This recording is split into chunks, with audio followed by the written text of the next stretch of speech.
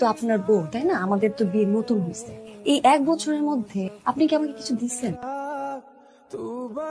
আপনার মাসে বেতন কত? বেতন 35,000 টাকা।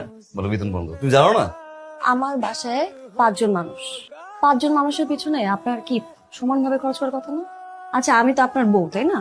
সেই জায়গা থেকে কি আমার একটু অধিকার আছে যে আপনি মাসে যেই টাকাটা পান কিংবা এই সংসার কিভাবে খরচ করেন এইটা জানার অধিকারটা কি আমার আছে? বাসা ভাড়া বাবদ গেছে 10,000, বাজার বাবদ 8,500 মতো, হুম আব্বা 1,000 টাকা নিচ্ছে, হুম প্রীতি 2500, আর আম্মার ওষুধ বাবদ 3700 মতো।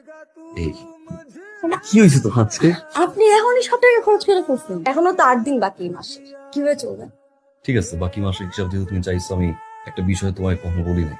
আমি প্রতি মাস শেষে সামান্য কিছু অ্যামাউন্ট লোন করি, বেশি না, 3,000 5,000, এটাও পরের মাসে বেতন পাওয়ার পরে আবার পরিশোধ করে দিই।